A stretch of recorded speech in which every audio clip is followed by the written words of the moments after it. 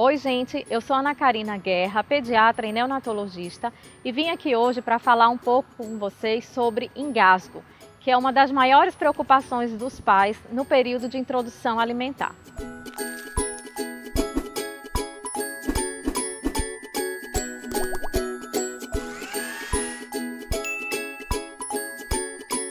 Essa transição da alimentação exclusivamente líquida, seja leite materno ou fórmula infantil, para os alimentos sólidos vai exigir do bebê habilidades motoras muito complexas. E a gente sabe que isso não acontece do dia para a noite porque é um processo de aprendizado. Nessa fase que a criança começa a ter contato com uma diversidade muito grande de alimentos, ela começa a perceber que é preciso mastigar e engolir esses alimentos de maneira diferente. Nessa situação, pode acontecer os supostos episódios de engasgo. E por que eu falo supostos episódios de engasgo? Porque, na maioria das vezes, não se trata do engasgo verdadeiramente dito.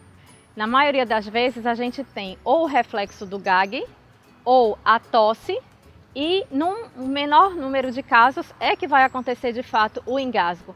Mas as pessoas, de modo geral, costumam chamar tudo isso como engasgo.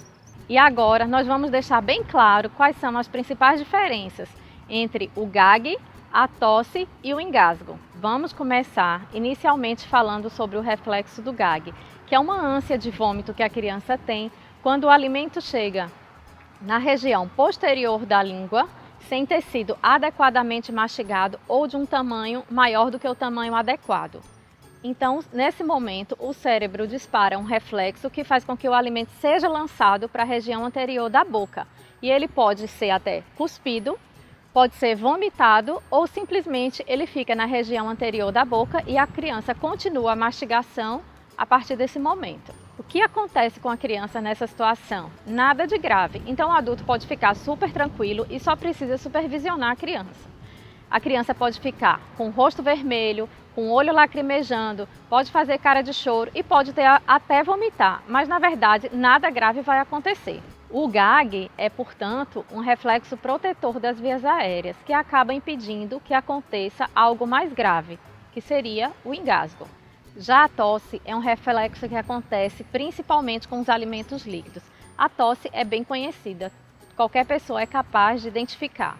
O que acontece no caso da tosse? O alimento, ao invés de percorrer o caminho do aparelho digestivo, ele vai para o caminho das vias aéreas. Então, quando o alimento chega no início das vias aéreas, a criança expulsa esse alimento através do reflexo da tosse. Então, também é uma maneira de prevenir o engasgo. O engasgo, propriamente dito, é uma obstrução total ou parcial das vias aéreas. Nesse momento, você consegue perceber que a criança muitas vezes não é capaz de tossir, não está respirando, inicialmente pode ficar pálida e depois vai ficando mais roxinha. Então você tem que saber intervir de uma maneira rápida e eficaz para evitar que aconteça uma consequência mais grave, inclusive pode ser fatal. Para isso, existem manobras para reverter o engasgo. No próximo vídeo, eu vou explicar para vocês de uma maneira bem clara e objetiva como se faz a manobra para reverter o engasgo.